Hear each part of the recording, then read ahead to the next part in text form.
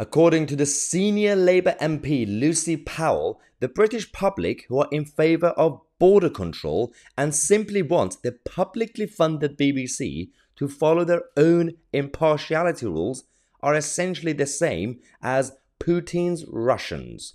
Yeah, so the Russians living under Putin's rule. It's the same thing. So let's talk about what's going on here. This is Lucy Powell. Never kissed a Tory. She claims she's never kissed a Tory. I think that's probably a good thing. I'm not really sure the Tories want to kiss Lucy Powell. Not really sure what's going on with that. Anyway, so the reality is everyone's going crazy in the West, especially the political left. Last week, people, if you disagree with someone on the left, last week you will be compared to the Germans in 1930s. This week you'll be compared to Russians in the 21st century under Putin.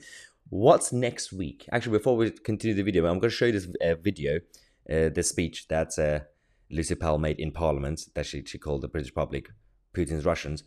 But before we do, let me know in the comment section what you think is going to happen next week. Last week it was Germans.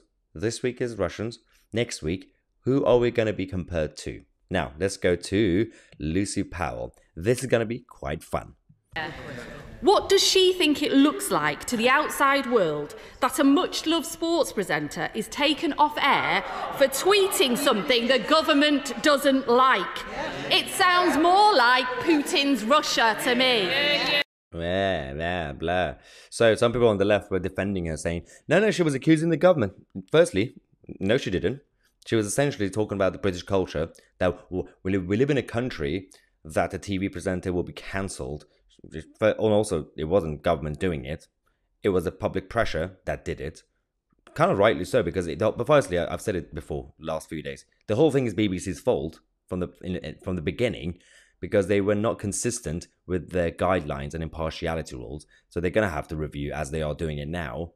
So they created the Frankenstein monster that is Gary Lineker that did this. So yeah, her problem is Britain. Saying, why do we live in a country that the TV presenter is cancelled? It's not a TV presenter. He works at the BBC. His salary is paid for by the taxpayer. It's a publicly funded organisation. It's not a private channel. I don't really care what people say on Sky News, for example. It's different. Secondly, the government has seriously damaged the BBC's reputation by appointing a chair embroiled in the personal finances of the Prime Minister who gave him the job.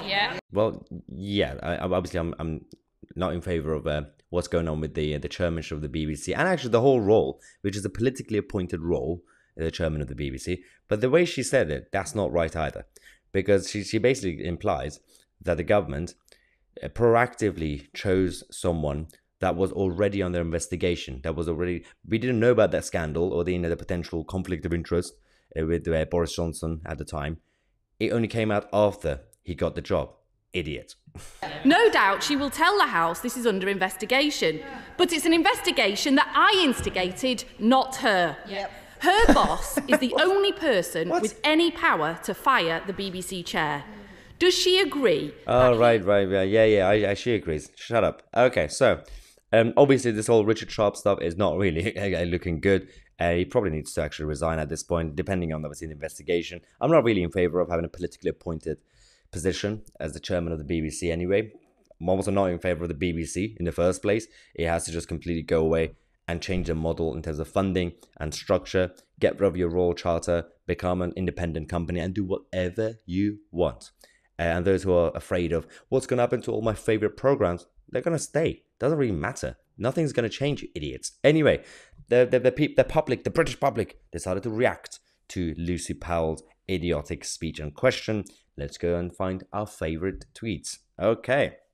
One person actually did a meme, put a picture of the TARDIS from Doctor Who, saying from 1930s Germany to Putin's Russia. Yeah, we literally, within a few days, we time traveled from 30s Germany to Putin's Russia.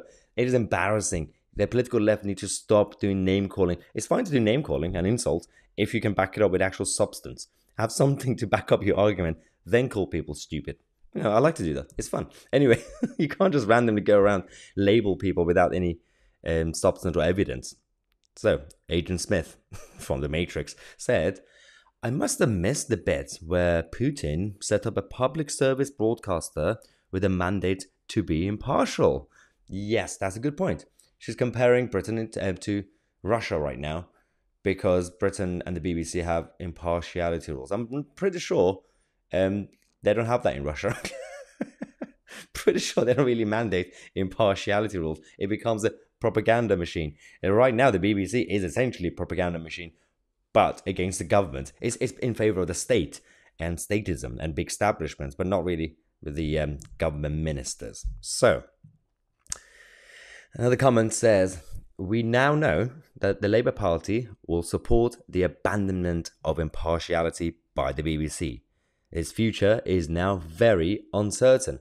That is a genuine good point. All jokes aside, what the Labour Party are doing is actually damaging the BBC even further, because all these conversations we're now having about the TV license, which the deadline is it expires in 2027, and we're getting there quite fast actually.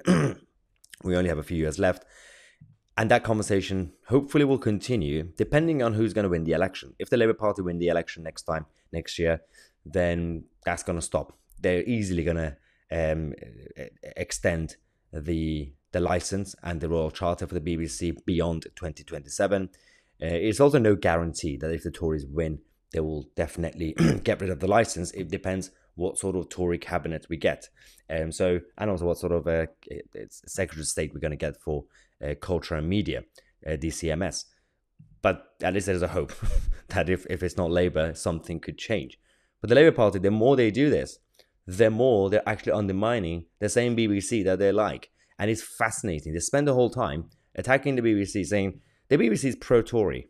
And the Tories say the BBC is pro-Labour. Left-wingers get angry. Right-wingers get angry.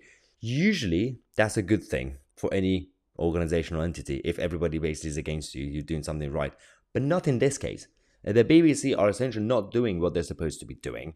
They're not really pandering to any side, but they're essentially alienating all sides. And that's a fascinating concept that's going on right now with the BBC. Compare this to the BBC of the mid-20th century, for example. Back then, things have changed massively. Not that it was perfect, but at least it had some reputation, and it was focusing on being professional. And they had some good people back then.